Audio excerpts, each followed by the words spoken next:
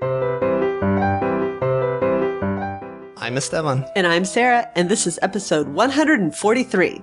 Today's podcast is brought to you by 1TDC. Unlock your athlete's full potential with a unique competitive edge solution, 1TDC. 1-tetradecanol complex is a patented blend of unique fatty acid oils designed to safely and effectively keep joints and muscles at their best to maximize performance and shorten recovery time. 1-TDC is the next generation of fatty acids beyond glucosamine and fish oil and is used by many current and past national agility champions and world team members. All of our listeners will automatically qualify for a great 1TDC special offer by purchasing online at BDA1TDC.com.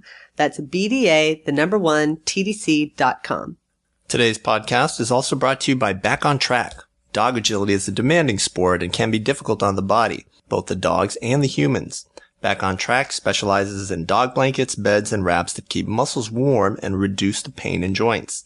If you've got a nagging knee, calf, or ankle injury, Back on Track's human products can help get you back in the ring. Visit Back on Track at backontrackproducts.com.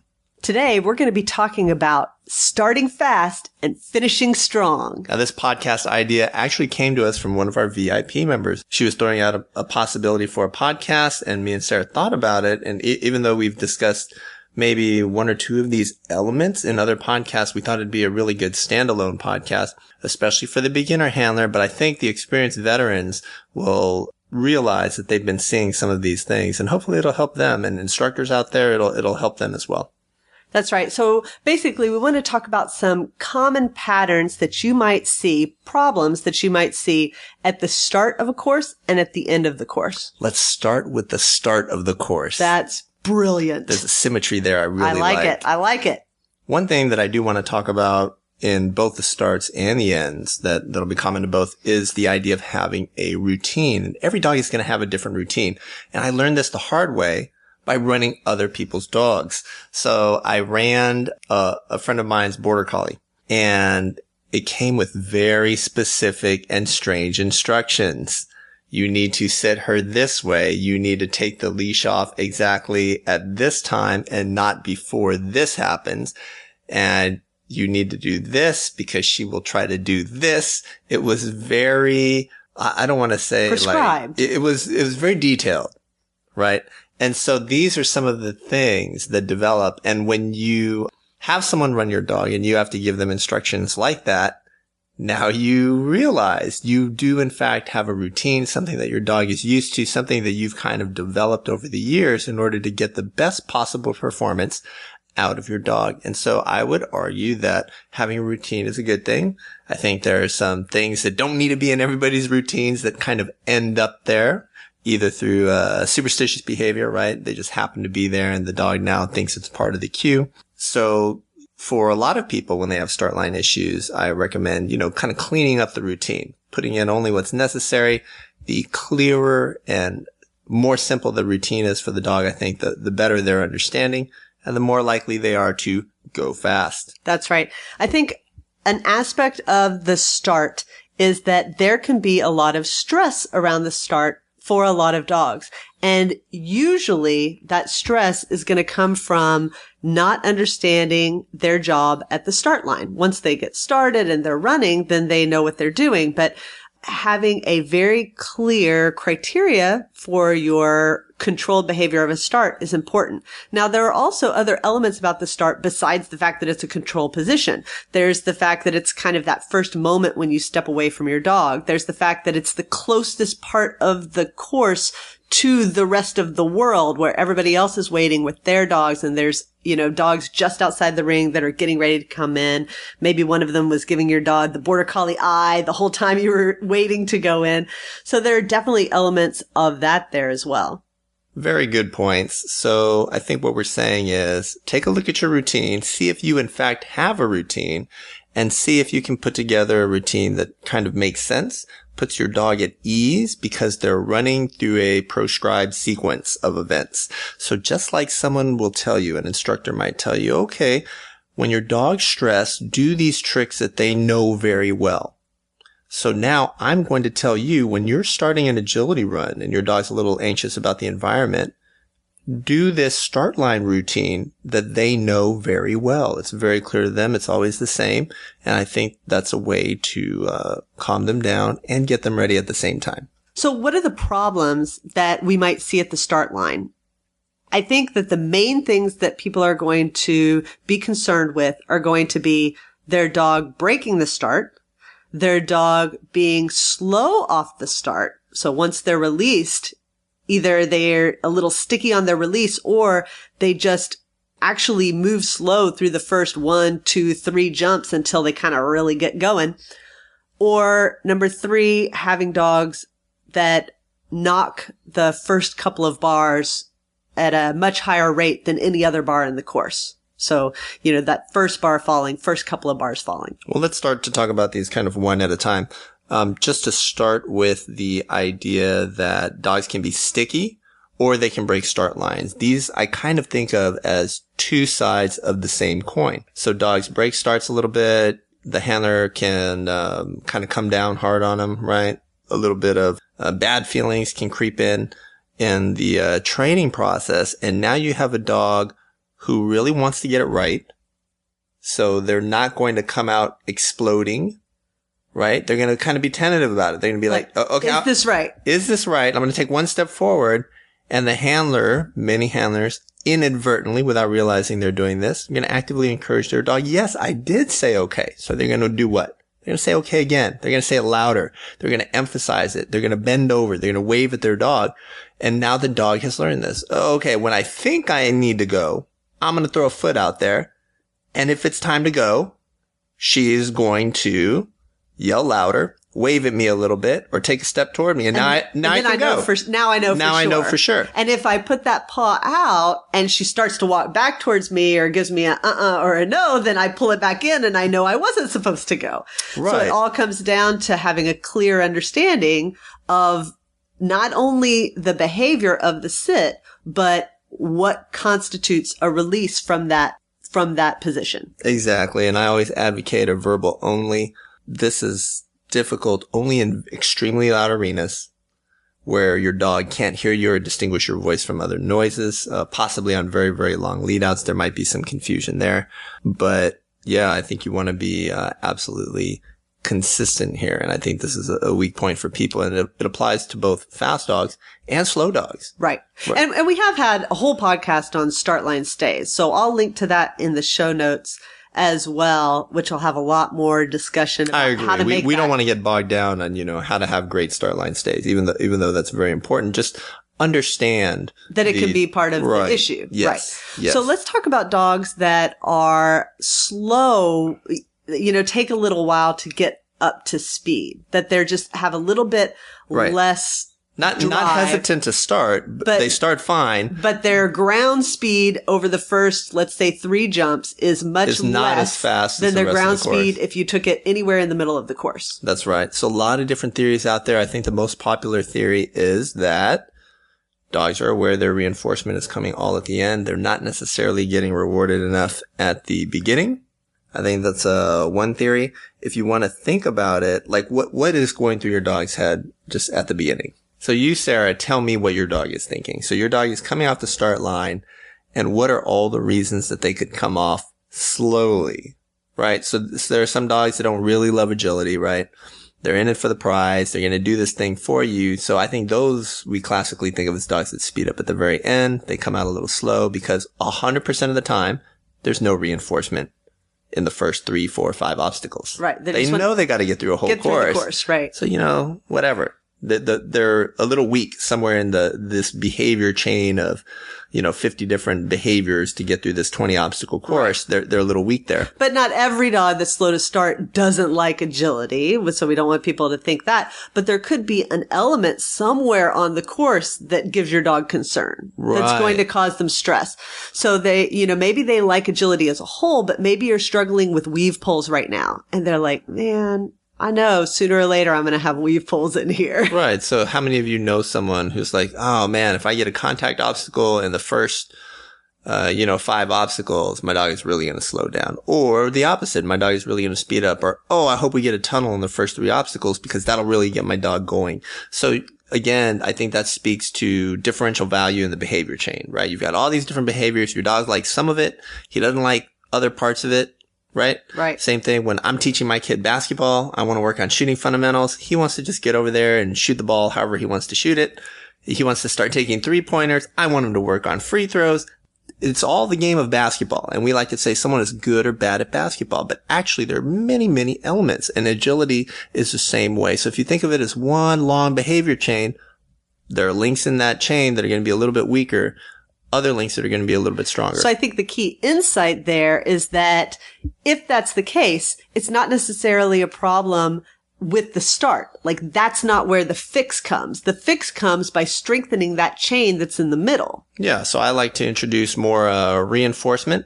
This especially happens with, I think, two kinds of dogs. One, very, very experienced dogs. Once they reach a certain level, you get to masters, you're on Mach 5. The handler just kind of, even in practice, only rewards at the end. They do a good job of rewarding at the end, but they're not breaking it up, and their reinforcement schedule looks weird. Because the dog is always doing it right. And so they never stop to reward those moments of brilliance, and then they don't notice that the dog is starting to slow down, relatively speaking, in some spots. I think that definitely happens. The other scenario is you push your novice dog, right, new dog, and more and more and more. So let's say, for example, when I started with my dog, right, always getting a reward after one obstacle. When I wanted her to do 2 obstacles, that was a major, major jump, a major leap in understanding. And she had to figure out, okay, it's not that I did something wrong, right? Because before, aren't you either rewarding or not rewarding? Right. Right? So now they're like, oh, okay, I did something wrong. No. Now you have the opportunity to do another obstacle, and now I'm going to reward you, right? So it's always a big transition. Same thing even for obedience people, right? If you're doing a sit and a down and you're rewarding every single one, but now you're going to do a sit and a down and then reward after the down, but both the sit and the down were correct. It's a big leap in understanding for your dog. Okay, so somewhere along the lines, you were pushing, and then you just didn't reinforce enough. At least that's our training opinion. Right. Right. So I think for the dogs that are slow off the start, you can try to identify your weak links and work on those. You can also work in practice on short little sequences and reward those. So your dog is getting rewards after, 2 or 3 or 4 obstacles. They're not having to wait for the end. And then that will hopefully encourage them to perform those first 2 to 3 to 4 obstacles a little bit more quickly. So now let's talk about bars in the first few jumps. Now here, I think there are a couple of different things that can be happening, but I think one of them actually happens more to the high drive dog, the dog that comes off the block like a rocket, coming over those first couple of jumps. So for those dogs, I think there are lots of different theories too. I think one of the thoughts is that the start is unique in that you have a lead out. Mm-hmm. It's also unique in that your dog is not moving. So you have no momentum, you have no established line, and a lot of dogs are going to be watching the handler who's leading out and not really looking at the obstacles that they're about to take. And so some people think that could be a reason why that first jump or two comes down. I think I'm not 100% sure on that, but I will say that if you take a long lead out with a certain subset of dogs, they will rush to try and catch up to you, and They will be more likely to drop bars. I think Gitchy is kind of like that. Golden Retriever I've been running a little bit. So if you get out 3, 4, 5 obstacles, it's almost guaranteed she's going to drop one. And if you think about it in terms of she's just trying to rush to you, right? That's going to happen.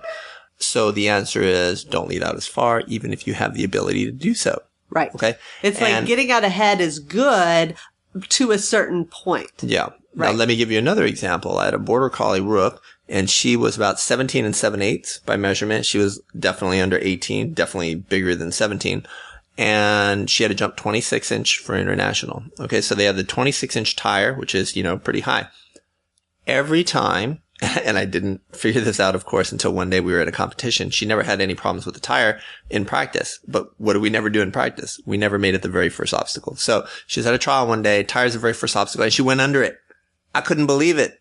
Like, what is this experienced dog who won these, she had won the Reliant show, both international rounds to go to tryouts and stuff. Like, what is she doing running under the tire? And so I did work on the tire, but again, I thought it was a tire issue, not a tire at the start line issue, right? So I didn't do lead outs. I was doing it in sequence or from my hand where you kind of release them or you play with them and you're sending them off there. But what I didn't do is set her up, take a long lead out, and then do the tire. So even though I did all this work on the tire, same thing happened again. And it was a while before we realized it's because you're taking a lead out. So especially like if you're going to do like a tire dog walk, right? They really focus on the contact. They see you standing out by the contact, and it's as if she doesn't see the tire because she actually has to look up. If she looks straight, she's looking under the tire. So I think everybody has had the experience at some point of driving in some big city's downtown where the blocks are really short. They're so short that you have stoplights, like every 50 feet, right? Mm-hmm. And if you don't normally drive in that downtown, haven't you at least once been looking at the next stoplight and not even realized that there was a stoplight right in front of you? Reading the because you were street names or something. Right, because you're concentrating on something else. Well, not just that you're concentrating on something else, but that typically you are looking at stoplights in advance of getting to them. Right, and that's what dogs do. Our dogs are looking at lines. They're looking ahead. You can see the next one up there, and you miss the one that's right in front of you. It's the same thing for our dogs. They can see that dog walk up ahead, and that's where you are too. Mm-hmm. And, they don't even see what's in front of them. So I think, there is some experience level there for the dogs. Right. So, but I think that is what's happening. Right. So I think you can do a couple of things, right? Like you said, you cannot lead out so far. That's the quick and dirty fix. Right. Quick and dirty fix if that happens to your dog. And if you don't need a super long lead out. I think one last thing that's worth noting about dropping bars in these first few jumps is that there is definitely a striding element to the sport of agility. And when the dogs are first coming off, they haven't really established that stride. They can't go from sitting to a full length stride, in a normal way like they do between other two jumps. They have to adjust their stride a little bit more than they have to in other parts of the course. And so I think a lot of times that's going to cause the bar to come down too. And some of that can be just experience. Mm-hmm. And some of it can be you having to learn the optimum place to set your dog up to give them the best chance of establishing that striding. Right. So I think most people probably set their dogs up too close. Yes. And that's because of space limitations in the ring. You'll find that to set your dog up optimally or to give them a little extra room, you'd be jamming them up against the gate, near other dogs, near equipment, near whatever. I will do that anyway. And if I know I'm going to be doing that at nationals in order to give my dog the best possible start, I do it at local trials, even when it's uncomfortable. And I try and get my dog used to that because I know that I'm going to be using it for big competitions later. And I know there are people that will pace off a very specific point where they set up their dogs. I prefer to just give my dog a lot of room and know that by giving them more room, they have space to adjust their stride to where they need it to be. Right, but there's no right or wrong answer. Right, there's no right or wrong answer. You'll also see a lot different ways of, you'll see people who have known jumping problems. Their dog has known issues, and they've kind of experimented and kind of figured out the best angle of approach and distance. Right. Those types of handlers have had to do that in order to try and maximize the percent of keeping bars up for their dogs because it's such a big deal for them. But it's something for you to consider and tinker with if you haven't already done so. All right. Well, this makes a very nice transition to trends in course design for starts. And it used to be 10 years ago in AKC agility, American Kennel Club here in the United States, long lead-outs were all the rage, right? 3, 4 obstacles, maybe slightly offset. There was a lot of cool handling that came out from that. It was a badge of honor to have a dog whose start line was so good that you could take that long, 50-foot lead-out and be very impressive. You really don't see that anymore. And I don't think you ever see that at big competitions. The new trend, in my opinion, I've noticed it in the past maybe 2 or 3 years, again, at least in the AKC, is to start with a tunnel, a curved tunnel. And I think if you're a beginner handler and you haven't seen this yet, it's something that you need to practice because it's going to be a little bit weird. You're going to set your dog up. You're going to think it's so obvious that they need to take this one end of the tunnel and they're just going to dart across and take the other end. It's not something that they're used to seeing, the tunnel as first obstacle. So it's definitely something that you want to practice, experiment with your different positions, lead out positions, depending on where you need to go. They're very sensitive to your position. So a lot of times as you send them in, they'll come right with you and dart into the wrong end of the tunnel. So very common. Look for it. I think the new trend, especially on premier courses, obviously, is, but internationally as well, but premier courses here in the AKC, or I should say, in USDA master challenge type courses, biathlon, is having a jump in any old way. Just a regular old jump is obstacle number 1, but number 2 is going to be a backside. Usually not a classic straight on backside, but more a little bit angled, I guess what you'd call an easier backside. And judges are really liking that. It's one of the elements in AKC Premier Agility, so you're going to see an even higher use of it, percentage use of it in AKC Agility on Premier courses. So again, if you know it's going to be there, you know judges are going to use it, train it. I kind of actually view this as the judges helping out the competitor, maybe easing some competitors, especially when we talk about Premier and this being a new class and some of these skills being newly required for AKC Agility, is giving the competitor a backside where unless you have 0 start line stay, you can be there to handle it because it's the start, versus having it in the middle of the course where if you've fallen behind, then you're really going to have a hard time getting that. So I kind of view it as the judge helping you out. There are a couple other advantages. If you're not doing long lead outs, the trial's going to move more quickly because it takes time for a handler to walk all the way out there. Very true. A lot of handlers are very slow to leave their dogs, especially if they don't have good start line stays. You see them as they slowly walk 50 feet, stay, as they slowly creep away from their dogs. So if the handler has a very short lead out that you're doing by course design, you can minimize that and really keep the trial moving. So That's I a think, great point. Yeah. So there's tactical advantages to doing that. I think, the long lead out is kind of, like with the table and now, the chute, just a old remnant of old agility doesn't really, test things or trip people up anymore. There's more interesting things to do to kind of differentiate who the best dogs are and who the best handlers are. All right. So now we've talked about starts. Now let's talk about ends, finishing strong with your course. Same thing. You want to have a routine at the end. So let's start there. My routine is always the same. The leash, at least in the organization I run in AKC, is going to be there for me at the end. We have a leash runner who delivers that leash. Even when the leash is not there, we just kind of stand around till someone brings us a leash, or I will go and get that leash. But no matter what, the dog's just hanging out by my side because they know they are going to get paid and their payment is that leash. They're going to get tugged on the leash. So you have to have your dog on a leash, right? Before you exit the ring. So what I do is, as soon as I go, we finish the run, dog's all excited. They jump up, they touch her hand. For Gitchy, Miriam's not interested in that, so she doesn't do that. She's just going to hang out with me.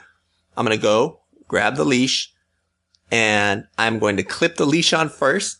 Clip. And that clip is almost like a click. A click, right? So I'm going to reach for the dog, reach for my dog's collar and click. And they will actually come to my hand, right? Because this is all the training that you've done, all the practice that you've done, and now it's part of your routine. So click, and then that click is now, here's your toy. Here's the leash. Get it. And now I tug them right on out of the ring. That's right. They're on leash. They're in control. I've got them. They're getting their reward. It's immediate. It's a good routine that works for me. So in terms of problems with finishes, I think by far the most common thing that you're going to hear people say is that their dog knocks the last bar or knocks it at a higher rate than any other bar on course.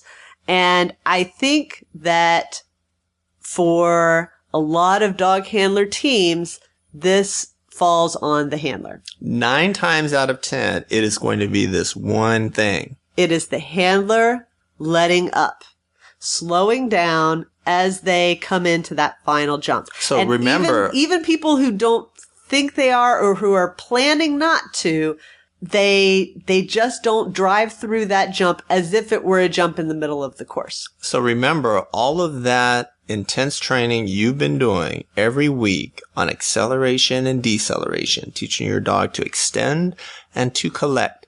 Now you want them to extend over the triple, which is the last obstacle of the course, but you are slowing down because you don't want to run into the ring gate. You don't want to run into the bar setter. Well, that's the magnanimous view. That's your magnanimous view of people slowing up because they don't want to run into the Well, no, gate. unconsciously, yes. they are slowing up for a variety of reasons. You don't want to slam into a wall. Even your dog sometimes is jumping that last jump, seeing a wall. Well, that's the second thing I was going to talk about next. Oh, I jumped it. So you have this unconscious self-preservation going on there. Yes. And you need to be conscious of that. And I like to run all the way through. And every once in a while, I will forget. Like once in a blue moon. Once every couple of months, it'll happen to me. But otherwise, I have a very low knock bar rate as the last obstacle. That's right. Judges often like to put the extending obstacles here, like the triple. So just make sure that you're running all the way through. And with this, it is so predictable. You can see it happening. And a lot of people will be inadvertently, randomly, and positively reinforced because they'll do it. Nothing bad will happen. Your dog's not going to knock it every single time though. Well, so don't worry. It's coming. That's right. And it's for the handler, it's a self-rewarding behavior because it's, cause you're tired, right? You're tired. Sure. And you're tired of running. And so like by letting you let up, you're excited, you're happy, and some people are already having the good feelings of a good run. Yeah. Right? They start throwing up their hands early and doing things that are not part of their cueing. And even if they think that it's after the dog has taken the jump, sometimes the dog's rear feet are still over the jump as they start to let up or as they start to celebrate. You throw your hands up, they whip their head around to see what you're doing, waving your two crazy hands in the air, screaming because you just got mocked. Back feet fall. So I think, everybody has been told don't celebrate until you're done. Everybody has been told to run through the last jump, but I'm saying run through further than you think you do, because even people who know better, sometimes they'll say, no, I was running through, and you look at the tape and they almost were, but they still let up before the dog had completely cleared the jump. And here I'll say, our son likes to run around the track when we go to the gym.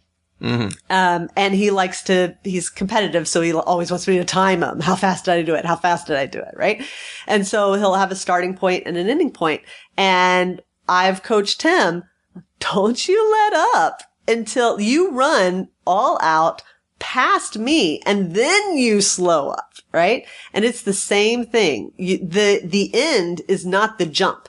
The end is your dog taking that jump with as much speed as they would take any other jump and landing. The landing is the end, not the jump. So stop thinking of the jump as being the end and start thinking of 5 feet beyond the jump as being the finish line. And just think to yourself, my time doesn't end until me and my dog pass this 5 foot past the jump point.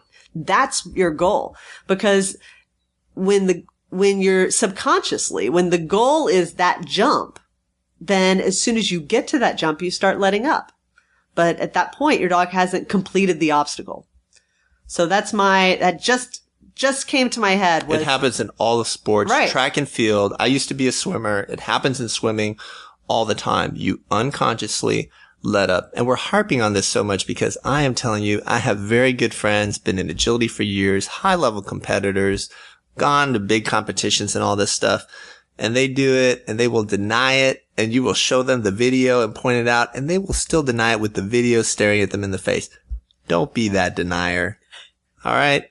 Go watch the video, get better at agility, drop less bars, get more cues. It's probably the single easiest tip to implement that you're going to hear on this podcast to raise your qualifying rate. So really that's like pretty much the tip that we have for strong finishes, because I think that it does contribute to the vast majority of the bars. I'll mention 2 other things briefly. One is you talked about the dog going for the leash. I have seen dogs that are so keen that as they're taking the last jump, they're looking for the leash. And they'll even curve away from the handler. Curve away from the handler. They'll turn away. And I even started to see this with my young dog. I never taught him. Some people teach their dogs to go find the leash after the last jump and bring it to them. I've never done that. I'm not a huge fan. It's totally okay. Your dog does it. It's all right. People like to clap and stuff when your dog grabs a leash and yanks down the little bar that it's hanging on. But I will say that without me teaching my dog to do it, it's a toy to him that's sitting. And so it's just something that you need to watch and see. Is it affecting how your dog is taking the last jump? Because I've seen it affect the last jump. So you can be proactive about it and implement it and work it into your training. I had to do a little bit of that with my dog. So just know that it's something you can do, right? Create a box. Instructors out there, do that for your classes and help your students out. So it's one less thing that they have to worry about when they get out there and debut a novice. That's right.